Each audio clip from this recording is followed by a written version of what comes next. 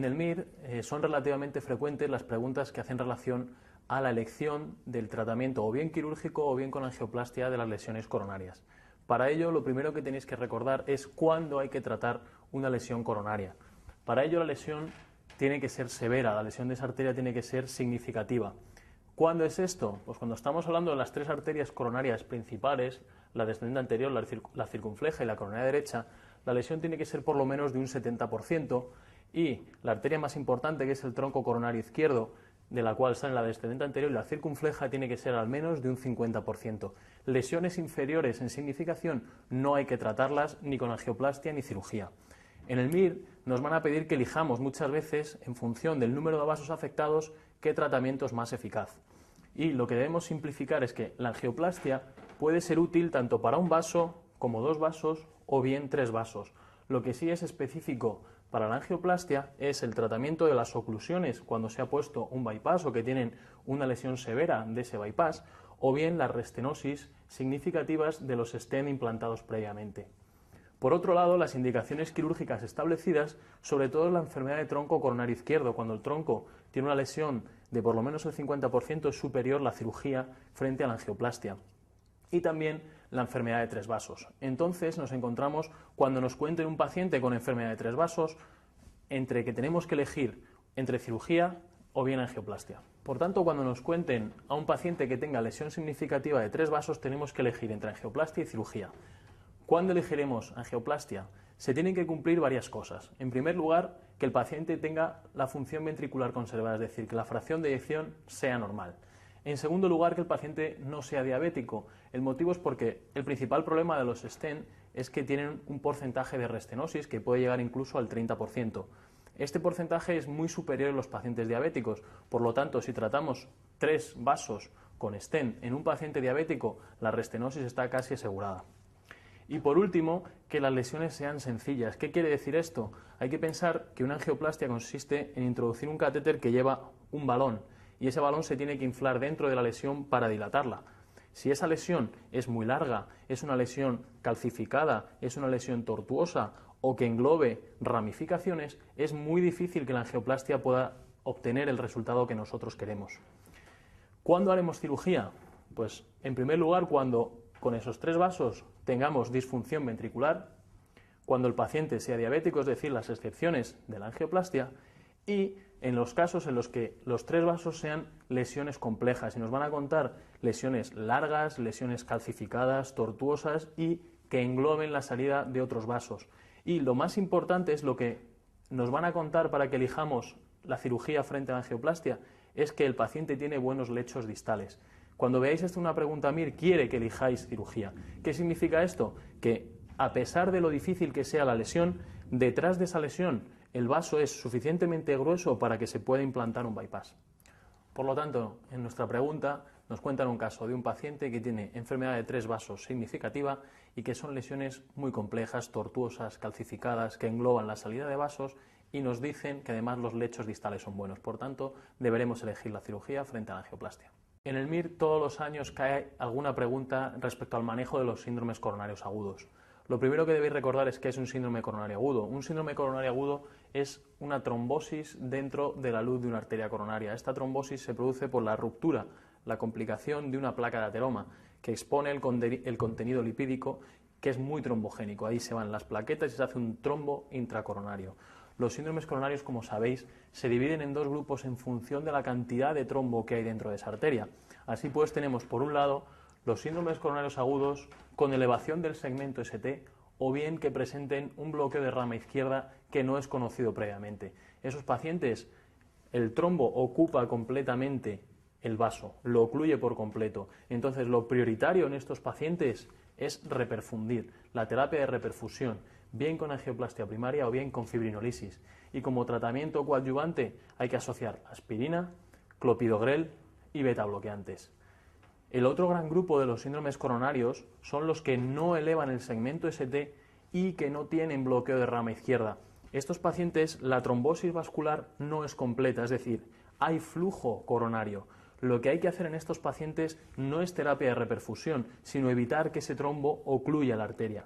Por tanto, el tratamiento es aspirina, clopidogrel, betabloqueantes y anticoagulación con heparinas de bajo peso molecular. Recordad que los síndromes coronarios agudos sin elevación del segmento ST los dividimos en dos grupos en función del riesgo. Los de bajo riesgo se van a manejar con ergometría y los de alto riesgo, que nos lo van a contar como pacientes que elevan troponina o bien que tienen descenso marcado del segmento ST, los vamos a añadir inhibidores de la glucoproteína 2B3A porque les vamos a manejar con una coronariografía. El tratamiento de los síndromes coronarios agudos con elevación del segmento ST es la reperfusión. Hay que abrir la arteria que está ocluida por el trombo. Recordar que las dos opciones son fibrinolisis o angioplastia primaria. En el MIR hasta la fecha no han preguntado cuál de las dos opciones es mejor o en qué situación hay que elegir cada una, únicamente que el tratamiento de los síndromes coronarios agudos es la reperfusión con uno o con otro, pero va a llegar el momento en el que nos lo pregunten y debéis saber cuándo es preferible la fibrinolisis y cuándo es preferible la angioplastia primaria. La fibrinolisis, cuando el paciente tiene un tiempo de evolución de menos de 3 horas, es tan eficaz como la angioplastia primaria para los resultados, con lo cual es más sencillo realizar fibrinolisis. Entonces, un síndrome coronario agudo con elevación del segmento ST de menos de 3 horas se debe indicar fibrinolisis. También indicaremos fibrinolisis cuando no sea posible realizar angioplastia primaria. Como es lógico, no todos los centros disponen de una alerta hemodinámica. Si un paciente llega a uno de estos centros y no se puede trasladar a un centro con alerta hemodinámica 24 horas, es decir, trasladarlo a un centro en un tiempo prudencial que se considera que es 90 minutos, el paciente debe recibir fibrinolisis. Entonces, si el paciente llega a un centro donde no hay alerta hemodinámica y tiene menos de 3 horas, se hará fibrinolisis, pero si lleva más de 3 horas, el paciente se va a beneficiar de angioplastia primaria y hay que trasladarle a un centro con alerta hemodinámica si el traslado es inferior a 90 minutos. ¿Cuándo realizaremos angioplastia primaria? Como es lógico, cuando el paciente lleve más de 3 horas de evolución o bien haya contraindicaciones de fibrinolisis. Si no puedo realizar fibrinolisis, tendré que hacer la angioplastia primaria.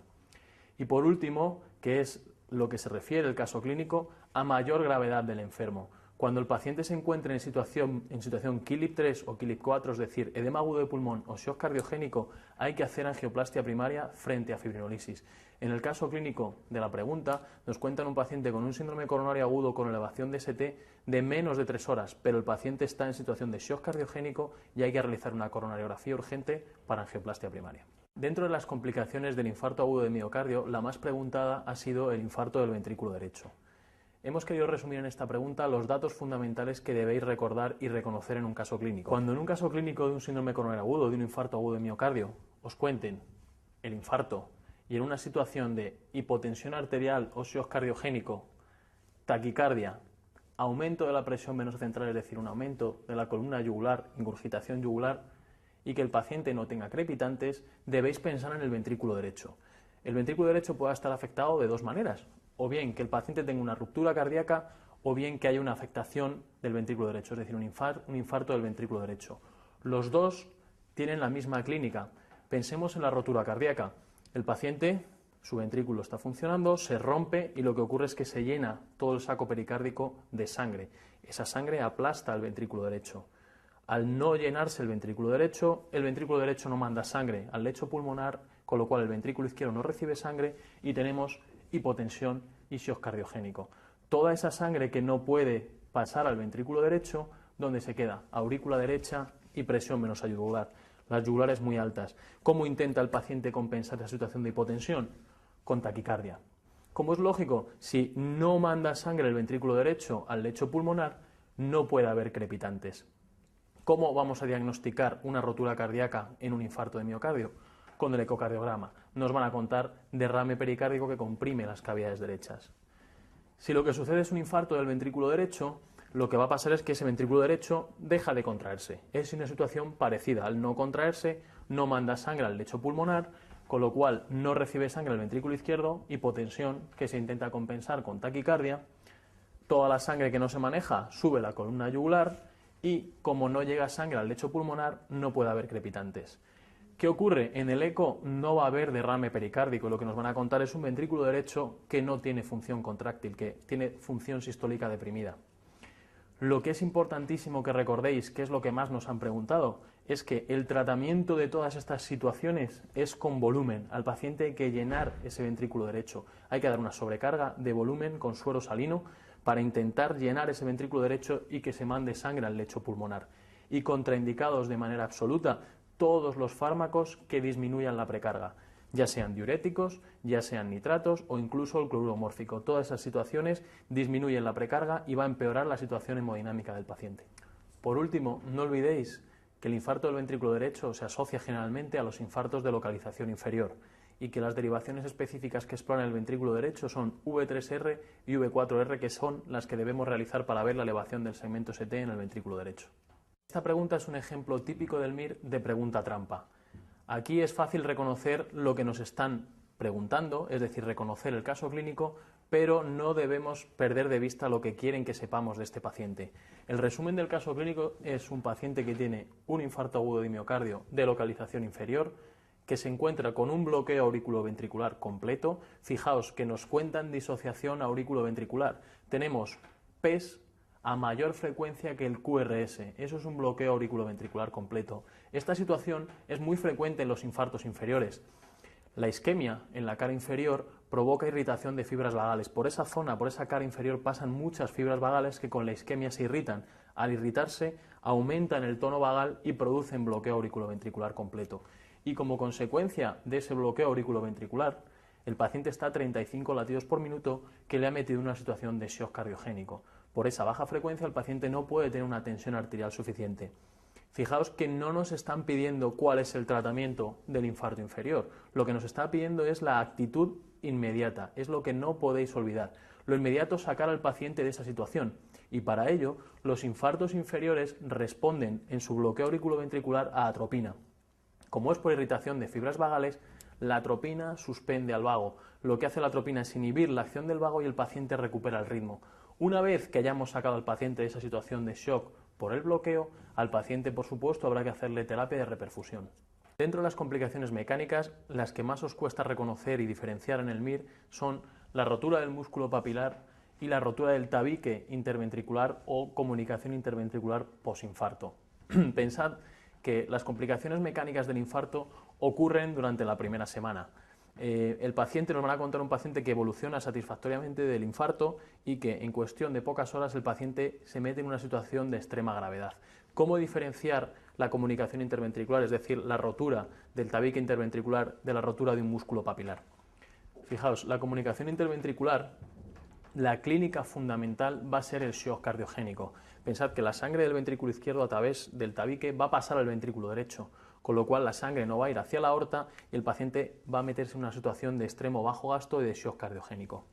Lo más llamativo de los datos que nos van a contar del paciente es un soplo muy intenso. Pensad que aquí se va a comunicar el ventrículo izquierdo con el ventrículo derecho, que tienen mucha diferencia de presión. Esa gran diferencia de presión, ese gran gradiente, va a provocar un intenso soplo, un soplo muy fuerte que ocupa toda la sístole. Es un soplo pansistólico que además, si uno pone la mano en el pecho, va a notar vibración, va a notar frémito por ese paso de sangre a gran velocidad. Y lo más característico que nos pueden contar es el salto oximétrico. ¿Qué es el salto oximétrico?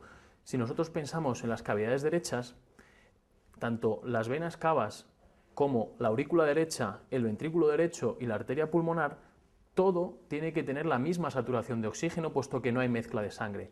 Pero si yo tengo una comunicación desde el ventrículo izquierdo al ventrículo derecho, estoy pasando sangre más oxigenada hacia el ventrículo derecho. Por tanto, la presión de oxígeno, la saturación de oxígeno en las cavas y la aurícula derecha va a ser inferior a la del ventrículo derecho y la arteria pulmonar. Eso es lo que se denomina salto oximétrico. ¿Qué ocurre con la rotura del músculo papilar? El músculo papilar se suele asociar su rotura a los infartos inferiores. ¿Por qué? Es porque el músculo papilar posteromedial, que es el que más frecuentemente se rompe, está solo irrigado por la arteria coronaria derecha.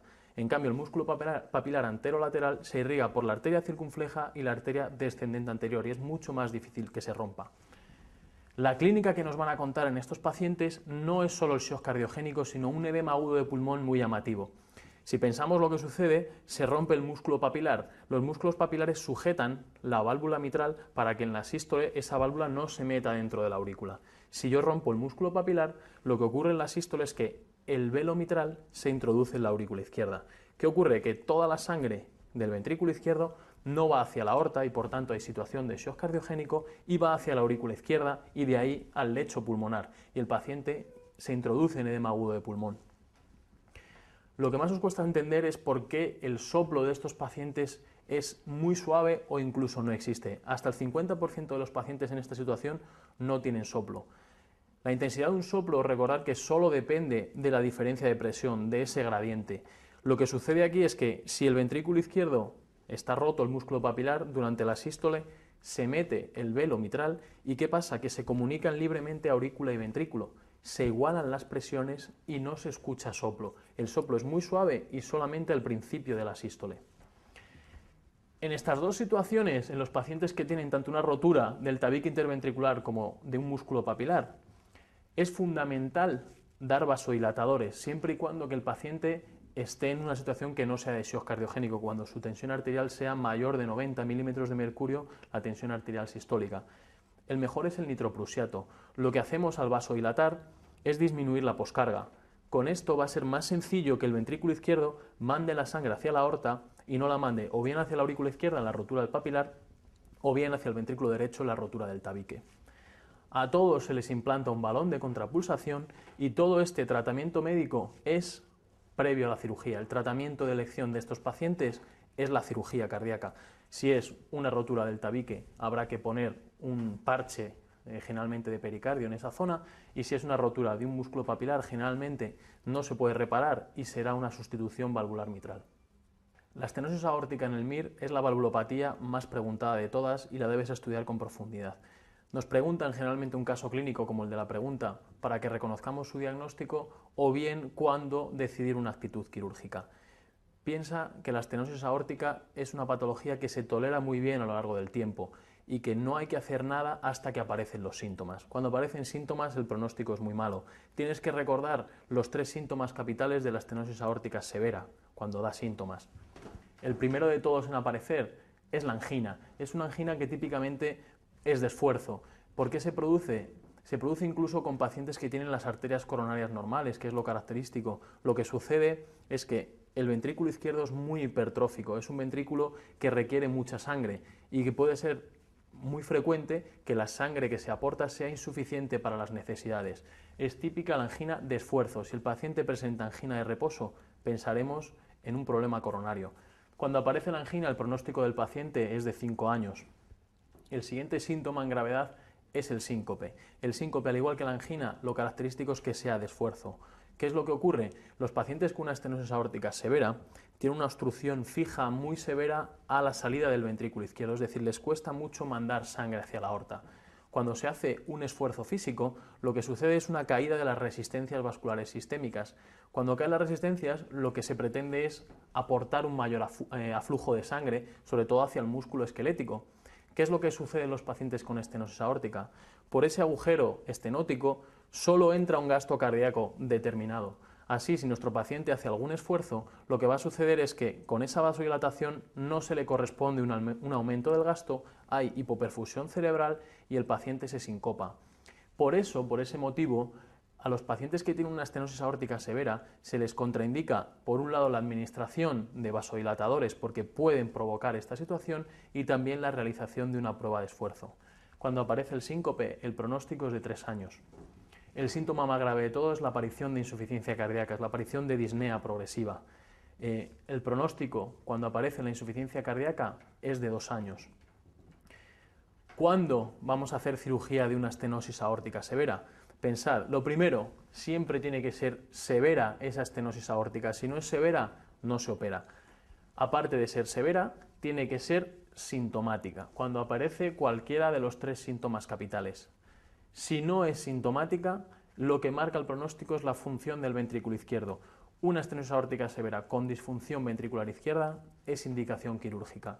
Y no podéis olvidar el caso especial de los niños y los adolescentes, que a pesar de que sea asintomática y bien no haya disfunción ventricular izquierda, una estenosis aórtica severa debe ser operada porque tienen mayor riesgo de muerte súbita. Por último, es muy importante que aprendas a reconocer la auscultación típica de la estenosis aórtica severa. Este esquema, el que tenéis en el manual, es muy sencillo de reconocer, pero tenéis que razonar por qué sucede. Pensad que el ventrículo izquierdo tiene que vencer la resistencia que le supone la válvula aórtica. Esa es la causa de todo. Así pues, en el ciclo cardíaco comienza la sístole, se cierra la válvula mitral y la válvula tricúspide y se produce el primer ruido. Pensad que está el periodo de contracción isovolumétrica, que es el periodo en el cual el ventrículo izquierdo ha cerrado la válvula mitral, pero no ha conseguido abrir todavía la válvula aórtica. Por tanto, en la estenosis aórtica, el soplo nunca va a ocupar toda la sístole, porque el periodo de contracción isovolumétrico existe y en la primera parte de la sístole no puede haber soplo. Lo siguiente que ocurre es que se abre la válvula aórtica cuando la presión del ventrículo izquierdo supera la de la aorta.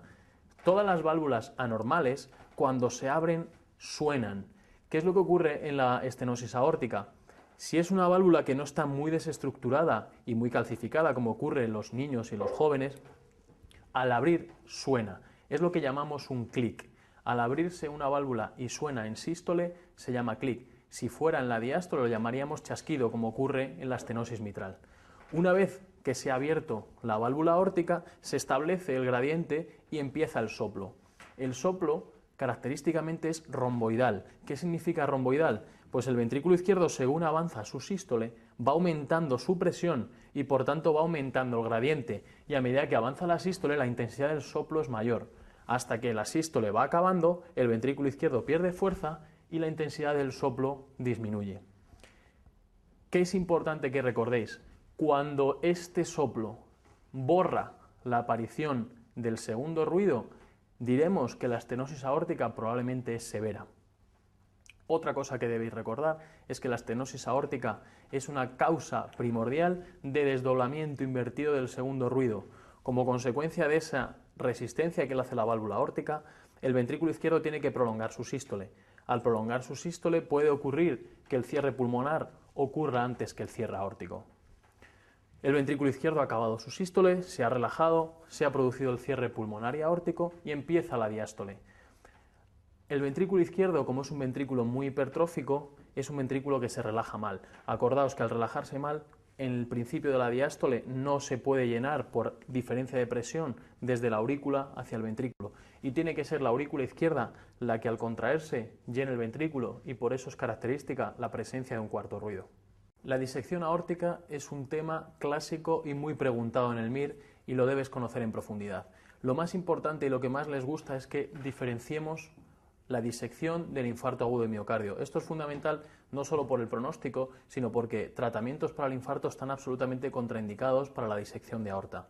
Para ello, para diferenciar un infarto agudo de miocardio de una disección, debemos fijarnos en dos cosas.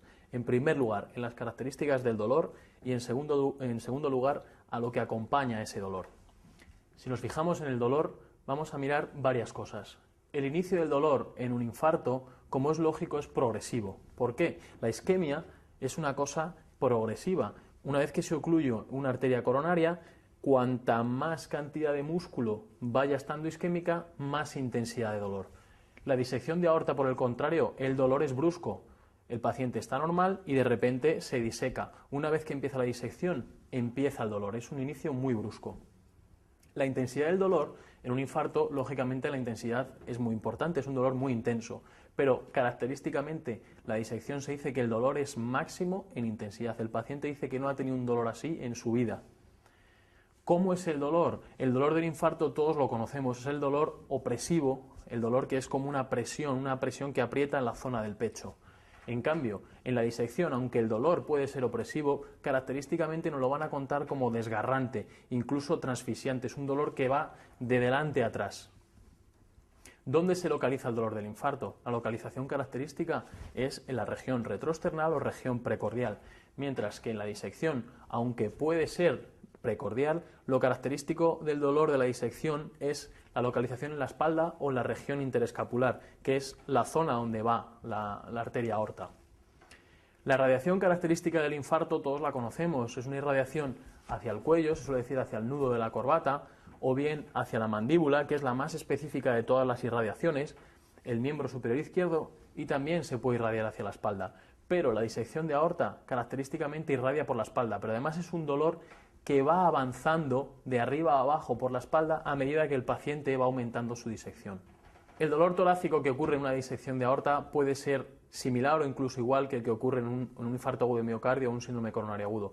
Por tanto, para diferenciarlo, lo fundamental es que nos fijemos en los acompañantes, las cosas que acompañan al dolor torácico. En primer lugar, la tensión arterial.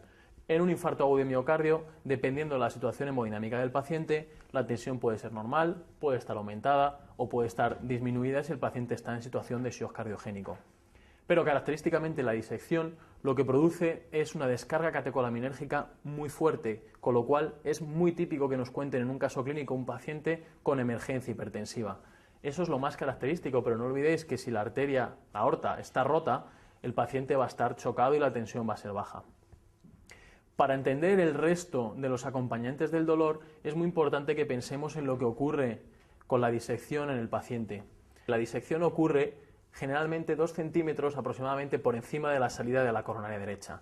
Y esa disección avanza hacia adelante y avanza hacia atrás. ¿Qué es lo que sucede con esto? Al avanzar hacia adelante, fijaos que se va a encontrar los troncos supraórticos. El primero que se encuentra es el tronco brachiocefálico derecho, del que sale la carótida derecha y del que sale la subclavia derecha. Si yo diseco ese tronco supraórtico, lo que me van a contar con mucha probabilidad es síntomas neurológicos. Pensad que si yo diseco o bien la carótida izquierda o bien la carótida derecha, va a haber una situación de hipoperfusión cerebral y el paciente puede tener síntomas neurológicos de tipo hemiplegia, paresia o lo que sea. ¿Qué más? Si yo diseco la salida de la subclavia izquierda o la salida de la subclavia derecha, lo que me van a contar característicamente en el MIR es asimetría de pulsos. Si yo diseco la subclavia derecha, yo voy a tener más tensión arterial en el brazo izquierdo que en el brazo derecho. Y si yo diseco la subclavia izquierda, voy a tener más tensión arterial en el brazo derecho que en el brazo izquierdo. La radiografía de tórax, en el caso de un infarto agudo de miocardio, nos pueden contar datos de insuficiencia cardíaca, pero hay una placa de tórax que es muy característica de la disección. Pensar que al disecar estamos llenando de sangre la pared aórtica y eso ensancha la silueta de la pared aórtica y lo que ocurre y lo que nos van a contar es un ensanchamiento mediastínico. Quiere decir que la aorta está llena de sangre. Es un dato muy típico de disección de aorta. Otro acompañante que a lo mejor os puede despistar es el electrocardiograma. Pensad que en un infarto nos van a contar siempre pues, la elevación del segmento ST, las derivaciones correspondientes, pero no podemos olvidar que la disección avanza hacia atrás. Al avanzar hacia atrás puede disecar la coronaria derecha y puede elevar el segmento ST en la cara inferior. Entonces, ante un caso clínico de dolor torácico con elevación del segmento ST en la cara inferior, si a mí me cuentan síntomas neurológicos o asimetría de pulsos, no será un infarto, sino que será una disección de aorta. Por último, no podéis olvidar que para el diagnóstico de la disección aórtica el método de elección es el eco transesofágico. Si no se dispone de él, habrá que hacer un TAC helicoidal. La miocardiopatía hipertrófica es un tema muy importante en el MIR. Todos los años suelen preguntar algo, o bien de fisiopatología o bien de su tratamiento. Debéis conocer el tratamiento médico y luego tratamientos especiales para esta patología. Con respecto al tratamiento médico, tenéis que pensar que la miocardiopatía hipertrófica es una insuficiencia cardíaca diastólica. Lo que ocurre es que estos pacientes tienen una hipertrofia muy importante de su ventrículo izquierdo y lo que sucede es que tienen muy buena función sistólica, pero el ventrículo se relaja mal. Lo importante es mantenerlos en ritmo sinusal. La caída en fibrilación auricular le supone un deterioro clínico. Pensad que se pierde la contracción de la aurícula, que es la que llena ese ventrículo tan hipertrófico, y aparte la fibrilación auricular es una taquicardia. Con la taquicardia se disminuye la diástole y hay menos tiempo para llenar ese ventrículo izquierdo. Aparte de mantener el ritmo sinusal, hay que dar baja frecuencia cardíaca. Hay que tener al paciente bradicárdico. Cuanto más lento esté, más diástole y mejor llenado tiene ese ventrículo. Y habrá que utilizar beta bloqueantes o bien antagonistas del calcio del tipo verapamil o diltiazem. Los diuréticos son importantes para la congestión, pero acordaos que en todos los tipos de insuficiencia cardíaca diastólica los diuréticos hay que manejarlos con cuidado porque se necesita cierta precarga para poder llenar ese ventrículo izquierdo. Lo que está claro es que lo que no podemos dar en una miocardiopatía hipertrófica es digoxina. La digoxina es un inotrópico positivo. Si yo a un ventrículo que ya de por sí tiene mucho inotropismo, mucha fuerza de contracción, le añado otro inotrópico, su situación clínica puede empeorar. ¿Qué ocurre? Que muchos pacientes, a pesar de este tratamiento médico, siguen muy sintomáticos. Entonces habrá que ofertarles otras posibilidades terapéuticas. ¿Cómo se hace esto? Los tratamientos serán la miectomía o bien la ablación septal.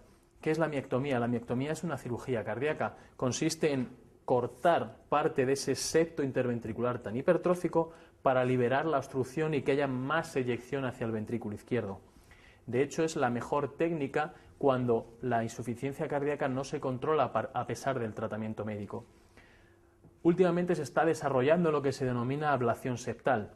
La ablación septal consiste en provocar un infarto de miocardio localizado. Se hace con cateterismo. A través de un cateterismo se introduce un catéter en una de las arterias septales. Pensar que de la arteria descendente anterior salen las arterias septales que irrigan el tabique interventricular.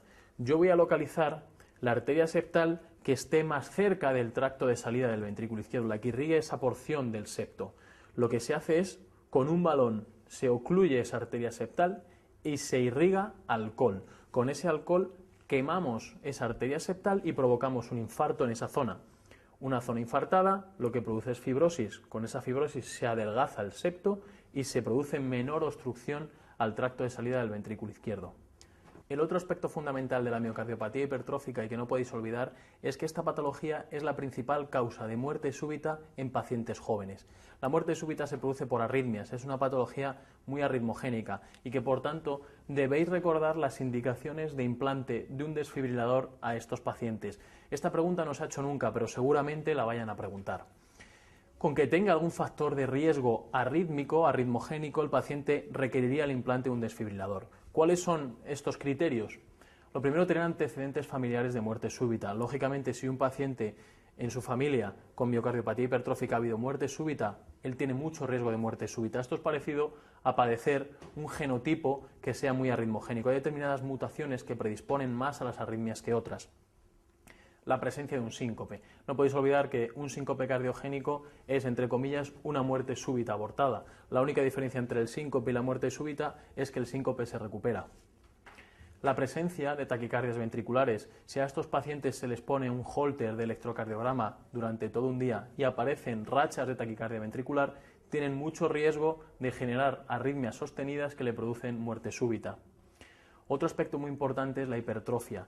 Cuando la hipertrofia es muy importante, se habla de 30 milímetros del tabique, hay mucho riesgo arritmogénico y mucho riesgo de muerte súbita. Y otra cosa que se les suele hacer es una prueba de esfuerzo. Con la prueba de esfuerzo, todo paciente que hace una prueba de esfuerzo al caminar y al caminar deprisa la tensión arterial sube. Una prueba de esfuerzo patológica se considera en la miocardiopatía hipertrófica cuando hay una caída de la presión arterial. Una cosa que no podéis olvidar es que el gradiente no es un indicador de riesgo arrítmico ni de implante de DAI. Aunque tenga un gradiente muy severo, no indica peor pronóstico. La miocardiopatía dilatada es un tema que está cayendo cada vez con más frecuencia en el MIR y de hecho en los 2 últimos años han caído preguntas referidas a la miocardiopatía dilatada de origen enólico. ¿Cómo vamos a reconocer una miocardiopatía dilatada en el MIR? Es muy sencillo. Lo primero, nos van a contar clínica de insuficiencia cardíaca. Como en el caso clínico nos van a contar un paciente que desarrolla disnea, que es el síntoma capital de la insuficiencia cardíaca, ortopnea, disnea paroxística nocturna y puede que nos cuenten incluso la aparición de edemas. Para reconocer la miocardiopatía dilatada nos tienen que contar un corazón dilatado y esto nos lo pueden contar de muchas maneras. Nos pueden hablar del electrocardiograma en el cual nos digan un patrón de crecimiento del ventrículo izquierdo, nos pueden contar una radiografía de tórax en la cual nos van a contar un índice cardiotorácico aumentado y eso nos va a indicar un corazón dilatado, o bien por datos de la exploración. Los datos de la exploración en los que nos cuenten un crecimiento del ventrículo izquierdo, debemos pensar que cuando el ventrículo izquierdo crece, lo que hace es crecer hacia el lateral, es decir, se va hacia la izquierda y la punta hacia abajo. En la exploración normal, la exploración física normal de un paciente, la punta del ventrículo izquierdo se encuentra en el quinto espacio intercostal izquierdo, justo debajo de la mamila. Cuando crece el ventrículo izquierdo, nos van a contar un latido de la punta que esté desplazado hacia la izquierda y desplazado hacia abajo. Y me lo van a contar a lo mejor en el sexto espacio intercostal, pero en vez de debajo de la mamila, me lo pueden contar en la línea axilar. Un dato muy importante de la exploración es que nos suelen contar o bien un soplo de insuficiencia mitral o la aparición de un tercer ruido. Pensad que un tercer ruido supone sobrecarga de volumen. Una sobrecarga de volumen que ocurre solo en las insuficiencias cardíacas por disfunción sistólica. Y el soplo de insuficiencia mitral es muy frecuente en los pacientes que tienen miocardiopatía dilatada. Esto es debido a que al dilatarse el ventrículo izquierdo también se dilata el anillo mitral. Al dilatarse el anillo mitral, la válvula mitral no coapta y deja un orificio por el cual regurgita la sangre. El caso clínico de la pregunta es típico de una miocardiopatía dilatada de origen enólico y nos lo van a contar como un paciente que tiene un consumo de alcohol importante. Para estos pacientes es prioritario dejar el consumo de alcohol. Si dejan el consumo de alcohol, generalmente el miocardio se recupera y es el tratamiento más eficaz. Aparte, habrá que tratarlo como cualquier insuficiencia cardíaca sistólica. IECAS, betabloqueantes, diuréticos y si está en mal grado funcional, espironolactona. La respuesta falsa es la 5. La miocardiopatía dilatada, ya sea de origen enólico o de cualquier origen, el problema es un bajo gasto cardíaco. El gasto cardíaco de esta patología es bajo. Solamente la miocardiopatía dilatada producida por déficit de tiamina es la que tiene gasto alto, pero no es este caso.